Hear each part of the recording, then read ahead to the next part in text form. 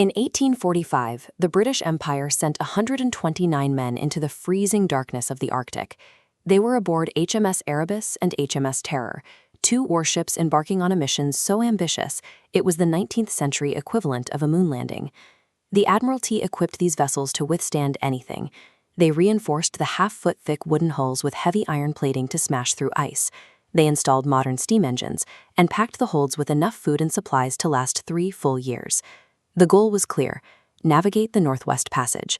Finding this legendary trade route through the Arctic ice would lock in British naval supremacy across the globe. By July, the ships reached Baffin Bay, where a whaling captain spotted them. It was the last documented sighting of the crew. After that, the Arctic sea ice closed like a heavy door and swallowed them whole. The long silence that followed birthed a myth. For the next century and a half, the British government maintained a heroic narrative about brave explorers. But beneath the ice lay a much darker, much more gruesome reality of how those men actually spent their final days. By the winter of 1846, both ships were trapped. Pinned in the Victoria Strait, surrounded by towering, jagged blocks of ice, the state-of-the-art steam engines and iron hulls were entirely useless against temperatures dropping to -50 degrees. The crew thought they had plenty of provisions, but their food was killing them. The British Navy had awarded the provisioning contract to the lowest bidder, who hastily sealed thousands of tin cans with lead solder, directly poisoning the very rations meant to keep the men alive. This medical visualization shows exactly how that lead works, crossing the blood-brain barrier and shutting down normal neural pathways. Years of eating tainted food triggered severe lead poisoning across the crew. Their limbs went numb and rational decision-making collapsed.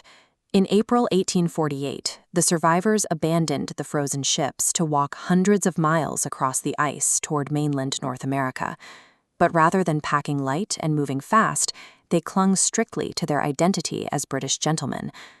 Instead of prioritizing pure survival gear, the sick, starving sailors loaded hundreds of pounds of luxury items onto heavy wooden sleds. They dragged mahogany writing desks, fine china, and ornate silver cutlery across the frozen wasteland. Their rigid allegiance to British social norms blinded them. They prioritized setting a proper table over shedding weight, a decision that actively drained their final reserves of energy in an environment that forgives zero mistakes. The local Inuit people were the only actual witnesses to the crew's final phase. Living in the Arctic for thousands of years, they possessed the skills to thrive in the extreme cold. The Inuit described encountering groups of white men dragging heavy sleds. The testimony was specific.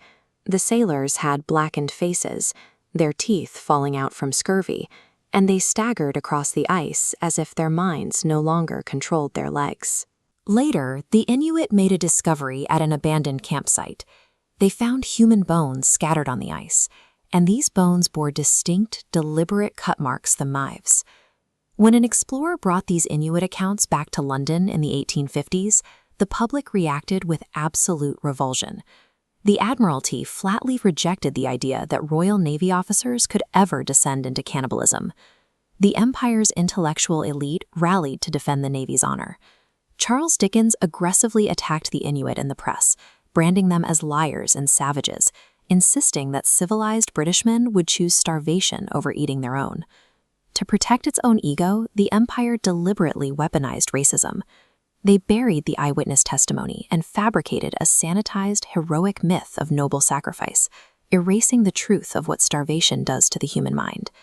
It took nearly 150 years for anyone to seriously test the indigenous accounts. Modern scientific expeditions eventually returned to the Arctic, locating the scattered graves of the crew and recovering skeletal remains. This 3D model shows the findings of a 1992 forensic analysis. As the bone rotates, you can see systematic, deliberate, V-shaped cut marks. These were not the gnaw marks of scavenging wolves or polar bears. They were made by steel blades. Zooming in on the ends of the bone reveals a smooth, polished texture. Forensic anthropologists call this pot polish.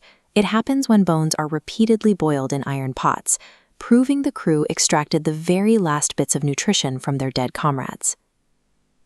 The only written explanation came from a single paper hidden in a stone cairn. The Victory Point note starts confidently, but the margins contain a panicked scrawl added a year later. Sir John Franklin was dead, and they were abandoning the ships. Forensic science and archaeology completely vindicated the Inuit oral history. Every detail the indigenous people reported was accurate, exposing the official British narrative as a meticulously maintained lie. High-tech sonar scans finally located the expedition's physical remains in 2014 and 2016. HMS Erebus and HMS Terror were found looming out of the dark water, sitting perfectly upright in the freezing depths. Divers discovered the ships hadn't been abandoned in chaos. Hatches were closed and doors were secured.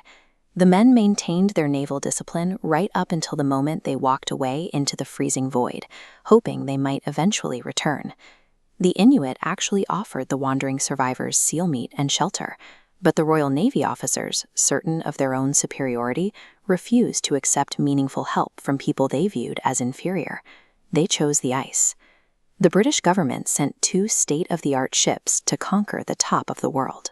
Instead, 129 men died from poisoned food, scurvy, and the bitter cold, resorting to the ultimate taboo just to survive another day. The ice completely swallowed the ships, and eventually the truth outlasted the very empire that tried to bury it.